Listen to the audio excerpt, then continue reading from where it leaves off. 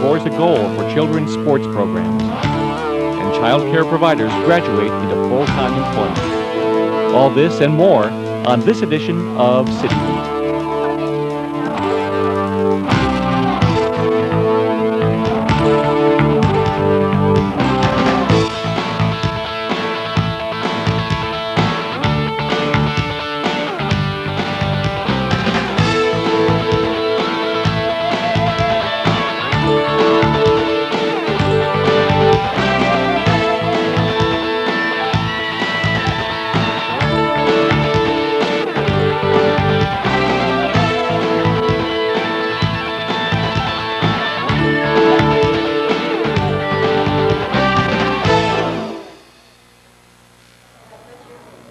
Welcome to City Beat. Hi, I'm Brian Willett.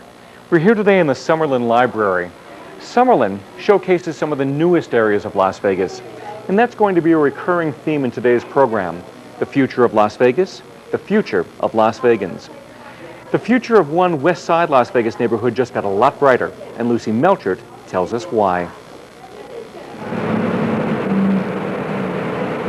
Everything old is new again. At least that's the case in this West Las Vegas neighborhood. This historic part of the city is the focus of major redevelopment and revitalization efforts by the City of Las Vegas and several other community organizations. The city's newest effort is the Gluskin Park public housing development, located in the heart of West Las Vegas on the corner of Martin Luther King and Lake Mead Boulevard. Local and state leaders recently helped kick off the demolition of Gluskin Park to make way for new affordable housing.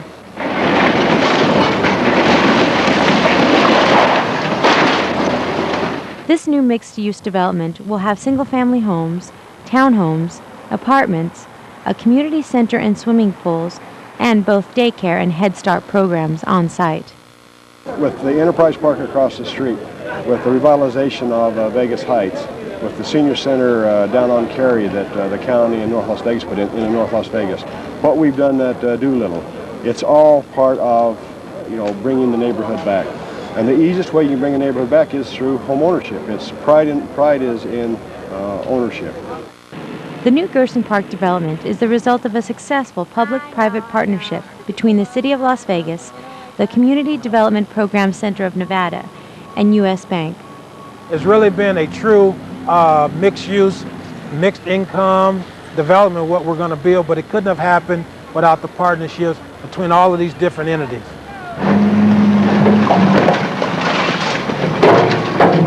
We're involved in our communities and neighborhoods in a variety of different ways, but we are very excited about low-income housing in all of our neighborhoods.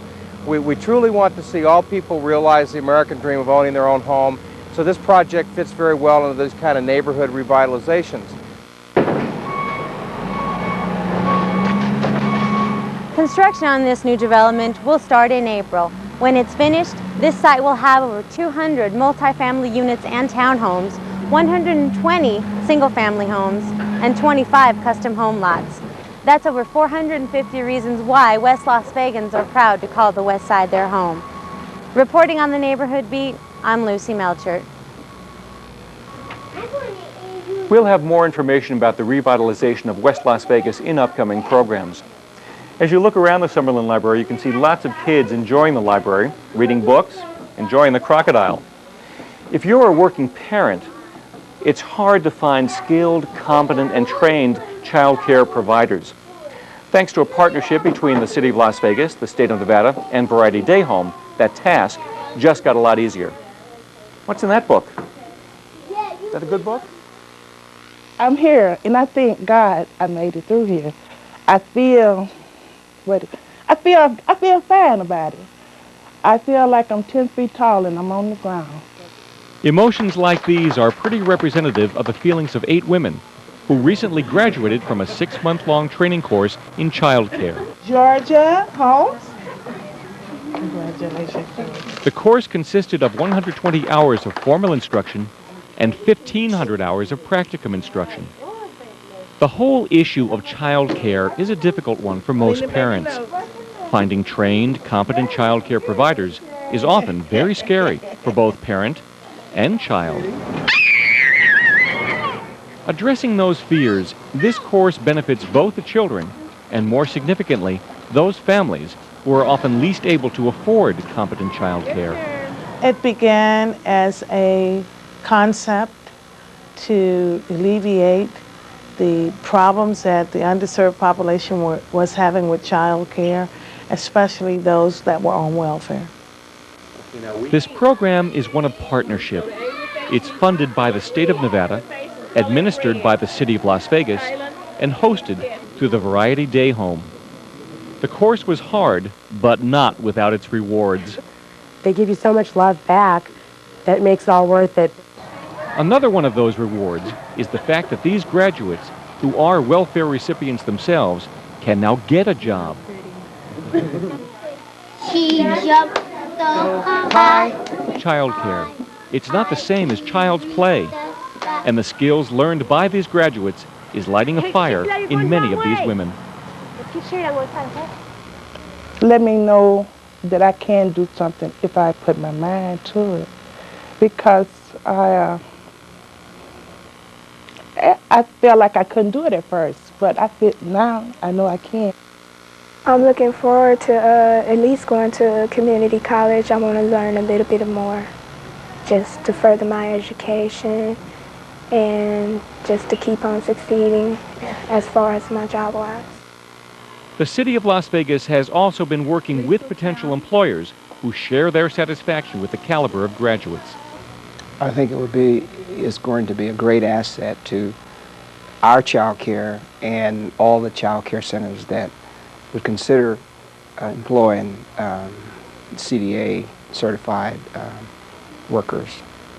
These women represent just the first 8 of 21 students in the course, and the funding is mandating that a total of 40 individuals be trained. For many of them, this course is only the beginning. They also applied for their national certification, which means that representatives from Washington, D.C. will come down and they will test them according to their proficiency, and they'll give them national certifications, which then affords them to go anywhere in the valley or across the nation and work as child care providers and even open up their own child care center. They can command higher wages because they are well trained and educated for the discipline that they're in. That's the future. But for the present, these graduates are reveling in their accomplishment, and our community is enriched by their dedication. I felt like I was nobody. And now I feel like I'm on top of the world, you know? Feeling on top of the world. The view sure looks good from up there, and as we look at that program, it sure looks like a winner. Another winning partnership involves the city, a phone card, and kids' sports.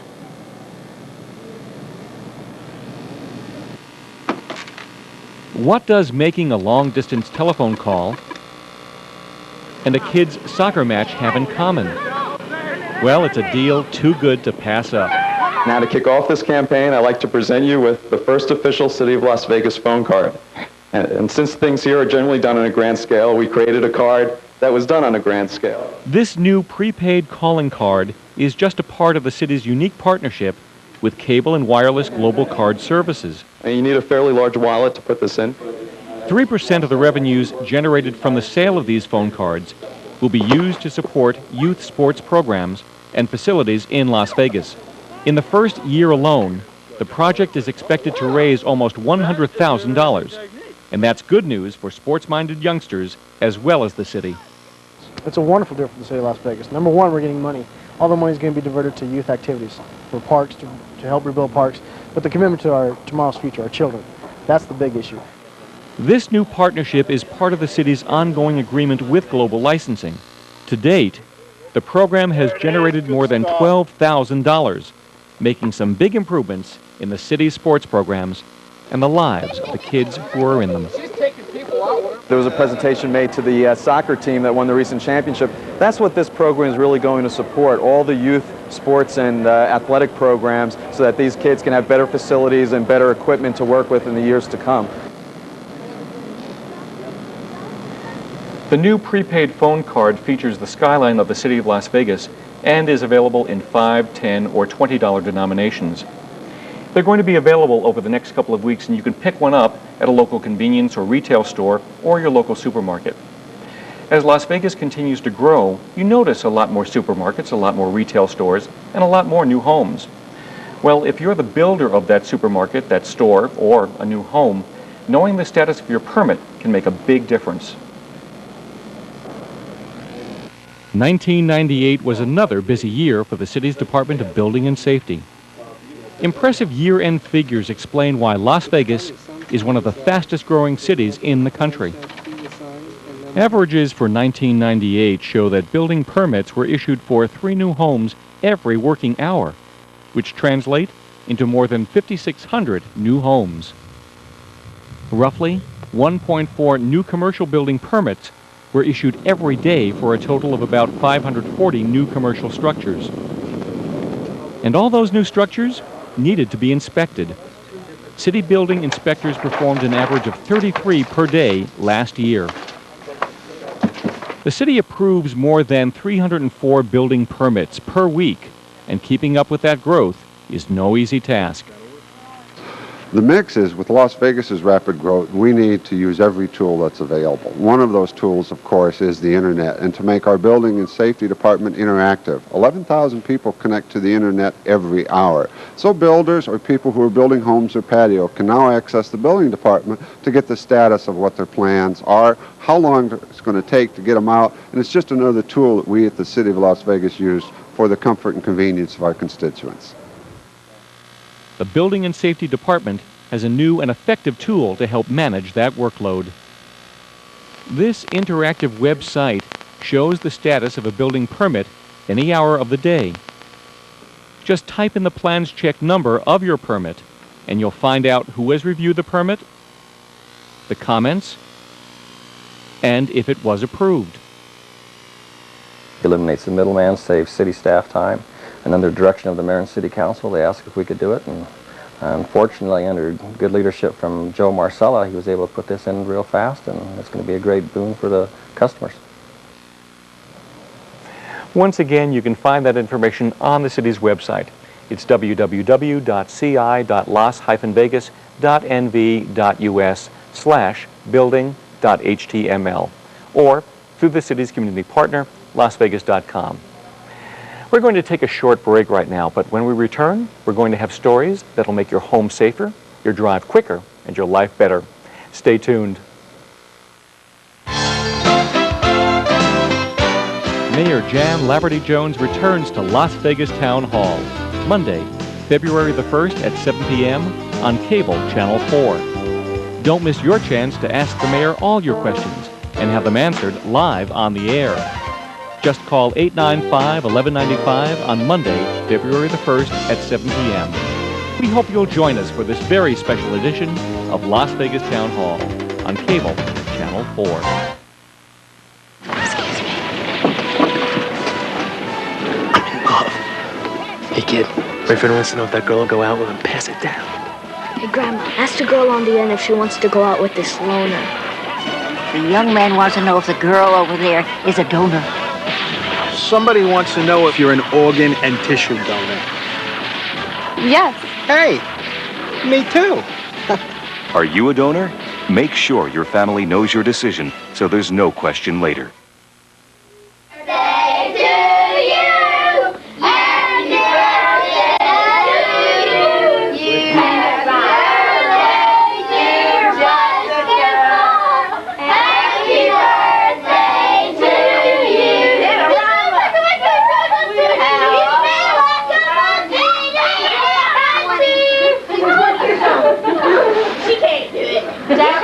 Get the keys. Friends don't let friends drive drunk.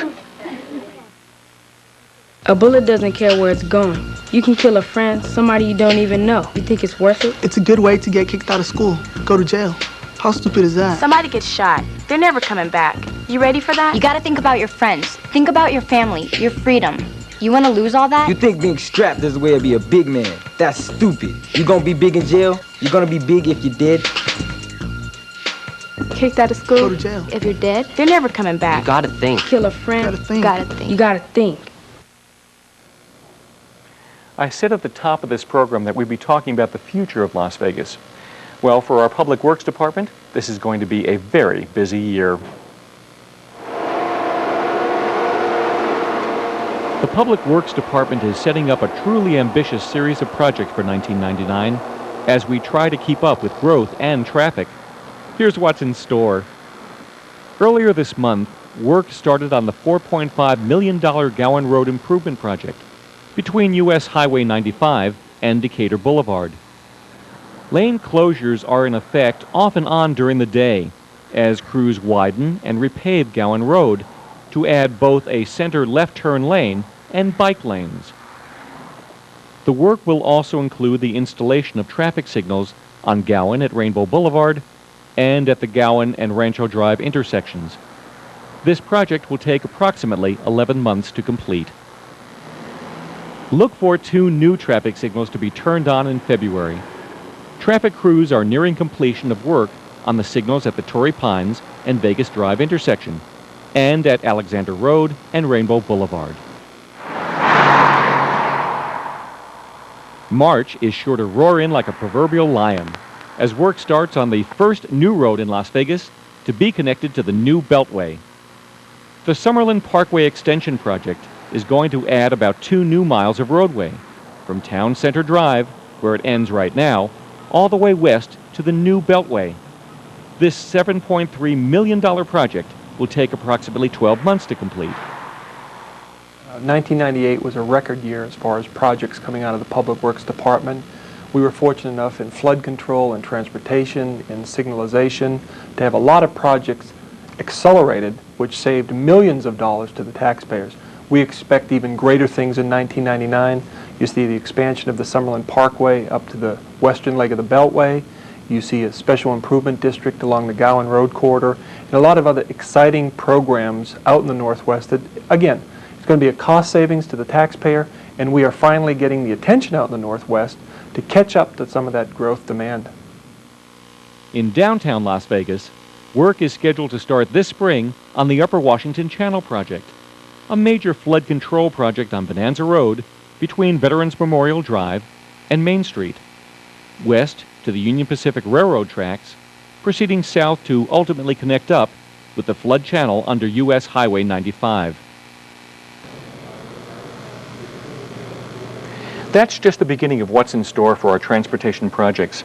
We'll have more information about these and other projects in upcoming shows. Over the years, we've told you about the dangers from fire and smoke. Those are not the only dangers, however, as one Las Vegas family found out last month. Tim Zemansky is here, but we begin our Safety Beat report with the KLAS TV report about that near tragedy. Well, this is supposed to be a happy day, but unfortunately we have some sad breaking news to bring you. 5 people are in the hospital right now with carbon monoxide poisoning. Eyewitness News is live with Renata Troiani. Renata, what happened? Well, a 3-year-old, an 8-year-old, and 3 adults are in the hospital right now being treated for carbon monoxide poisoning, the result of problems with a furnace. Now, it all started here at this house on Pyramid. That's near North Rancho. Now, here's what fire officials tell us happened. They say relatives of the people who live in this house came here to check on them after not hearing from them. When they got here, the 2 children answered the door, and one of the adults was calling for help. The other 2 adults were inside. They were unconscious. Now, all 5 were taken to the hospital where they are being treated. Again, the fire department tells us the carbon monoxide came from a buildup inside of the furnace.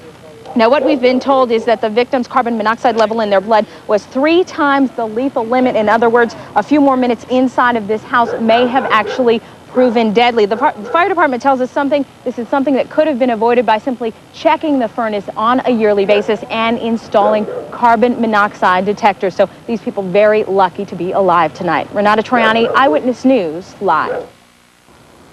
Carbon monoxide is sometimes known as the silent killer. Anytime you have a flame, you have the potential for carbon monoxide.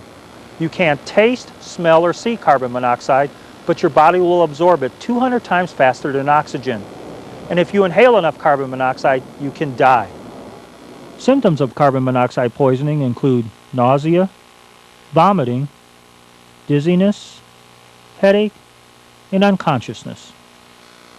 We don't usually think of carbon monoxide as deadly because the sources of it are all around us. We find carbon monoxide in gas furnaces, gas water heaters, gas stoves, fireplaces, wood-burning stoves, barbecues, and internal combustion engines like our cars or lawnmowers. Here are some safety tips to help prevent a carbon monoxide accident in your home. Change the air filter in your furnace each month. Have your furnace checked by a qualified heating technician every year. Use gas space heaters in well-ventilated areas or rooms. Never leave your automobile running in the garage. Never use a barbecue in the home. And install a carbon monoxide detector. Just like the smoke detector, the carbon monoxide detector can protect your life 24 hours a day. There are many different types and brands, ranging in price from $20 to $40. They are available at most department stores and home centers.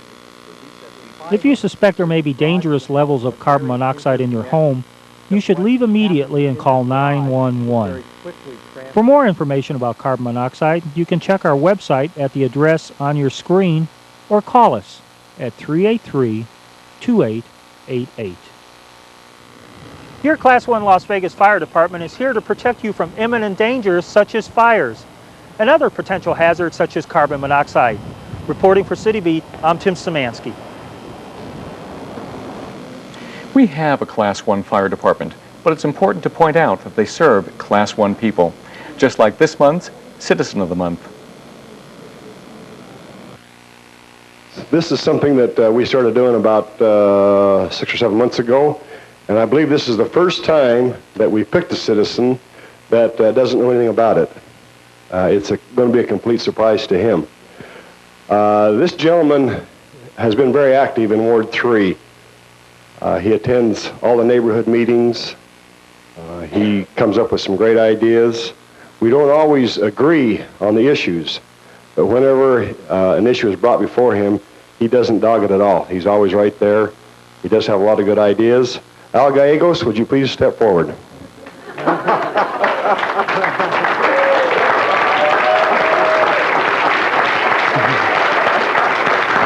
Congratulations, Al.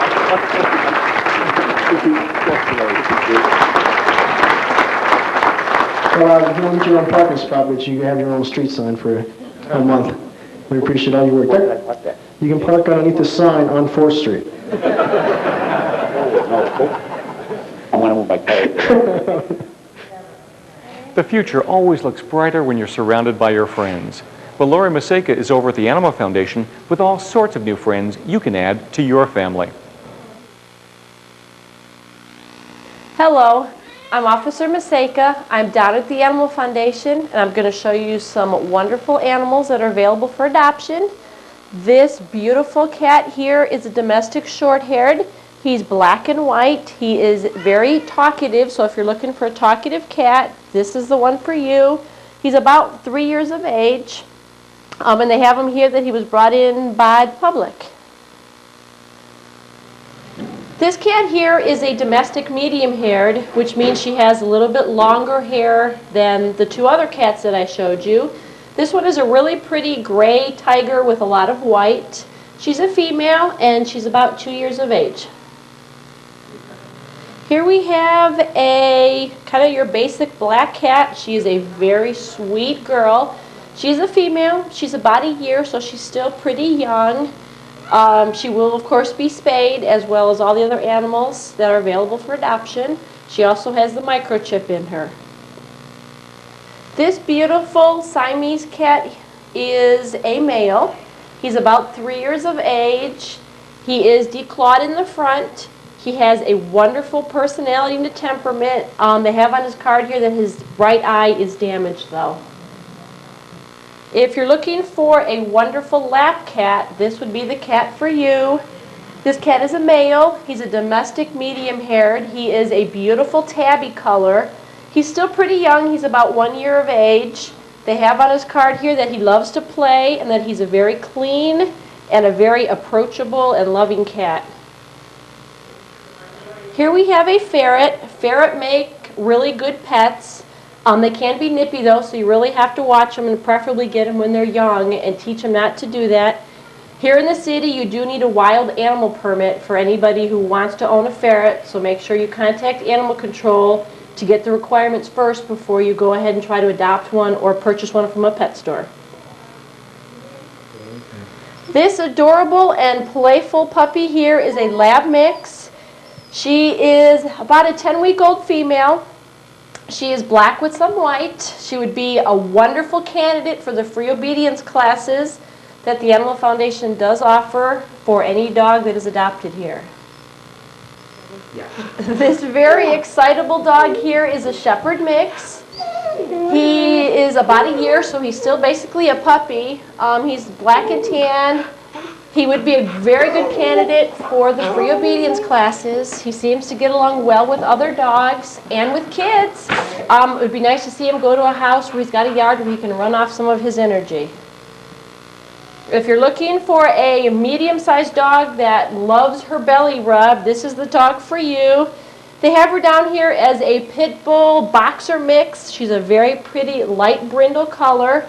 She's about 1.5 years of age, and they have her name here as Ginger.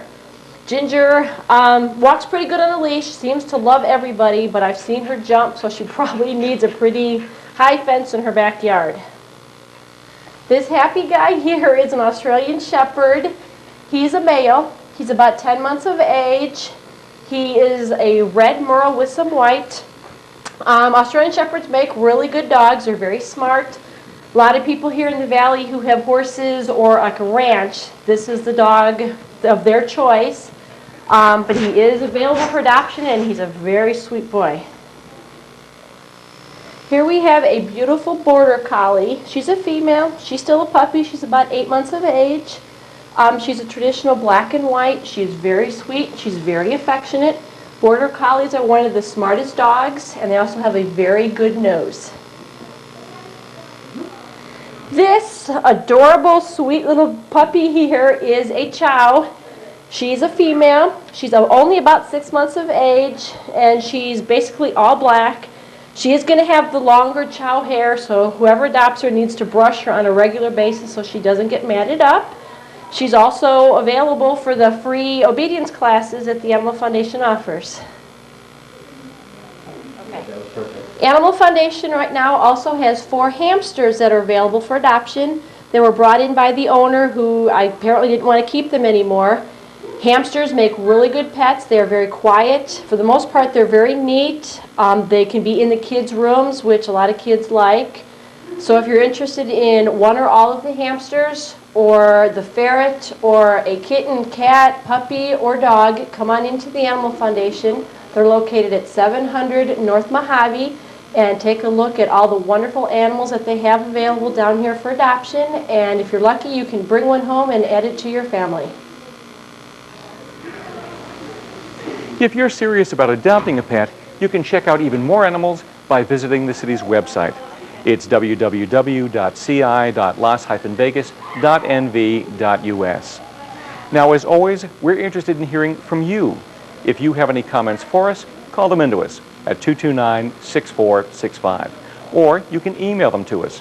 Our email address is citybeat@ci.las-vegas.nv.us. Well, that's our show, and we thank you for watching. We're going to leave you now with some of the sights and the sounds of the 18th annual Martin Luther King Jr. Parade. As this book says, on with the show. Until next time, we hope to see you in chambers, in the libraries, or on the streets of our Las Vegas City Beat.